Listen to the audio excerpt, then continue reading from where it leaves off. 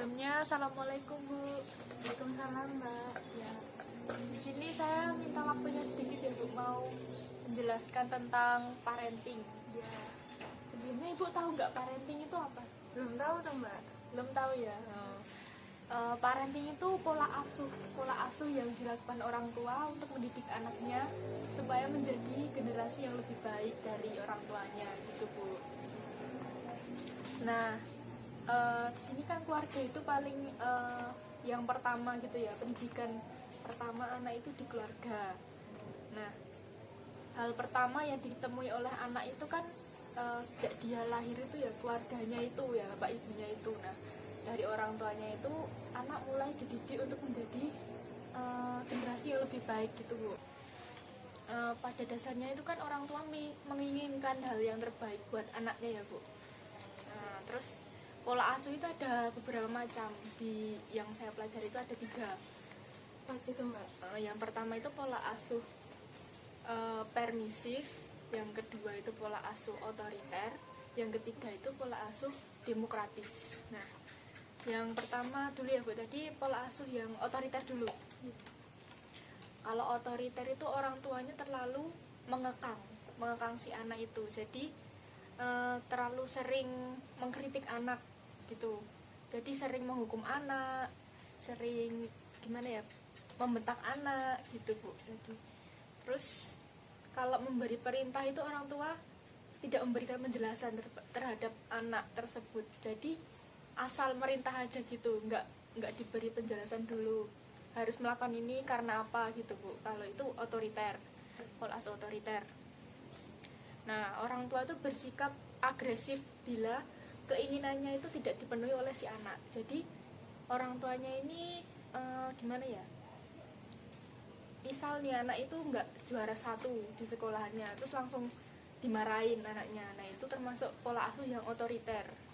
Terus misal orang tuanya itu membanding-bandingkan dengan tetangga yang lain atau teman sebayanya. Nah, itu termasuk juga pola asuh yang otoriter.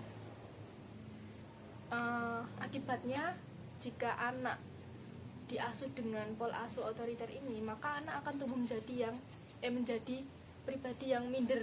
Saat dia dewasa nanti dia jadi minder, terus tidak bahagia, sering takut jika melakukan kesalahan, terus dia juga tidak percaya diri, itu Bu. Terus yang kedua itu ada pola asuh permisif.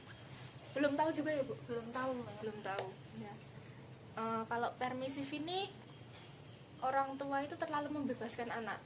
Nah, kalau otoriter tadi terlalu mengekang. Nah, kalau permisif ini terlalu membebaskan anak. Orang tua itu kayak tidak berperan dalam kehidupan anaknya gitu loh, terlalu dibebaskan, tidak ada aturan-aturan atau seperti apa gitu.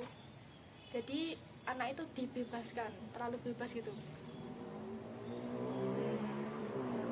Anak itu diberikan kebebasan untuk memilih apapun yang akan dilakukannya tanpa kontrol dari orang tua. Jadi orang tua itu tidak mengawasi, tidak mengontrol anaknya tersebut Bu. Terus pola asuh permisif ini ada 2, ada dibagi menjadi 2 lagi. Apa aja itu, Mbak? Yang pertama itu terlalu memanjakan si anak. Nah, yang kedua itu terlalu membiarkan atau membebaskan si anak. Jadi yang permisifnya ada 2 ya. Yang pertama tadi terlalu memanjakan. Nah, kalau anak terlalu dimanja itu juga nggak baik Bu.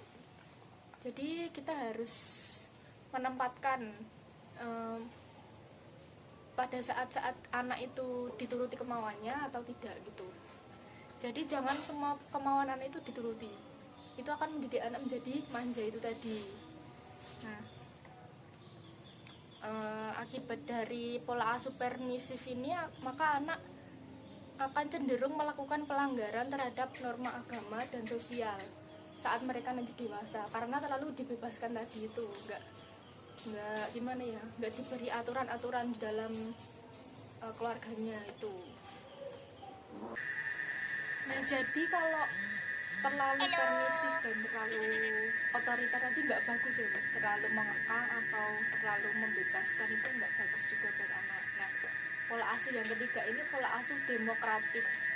Nah, kalau ini orang tua itu membebaskan anak, tapi juga mempunyai aturan-aturan atau batasan-batasan untuk anak gitu. Jadi anak itu tidak semerta-merta dibebaskan untuk melakukan apapun itu, tapi juga punya aturan gitu.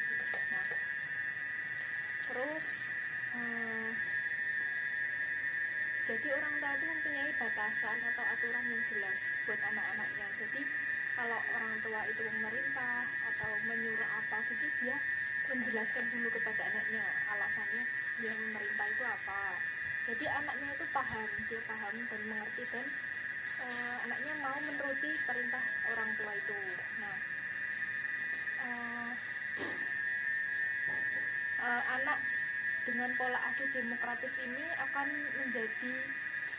menjadi mandiri di saat dia dewasa dan percaya diri, namun juga tetap memiliki batasan atau aturan-aturan norma, yaitu norma agama dan sosial di hidupnya.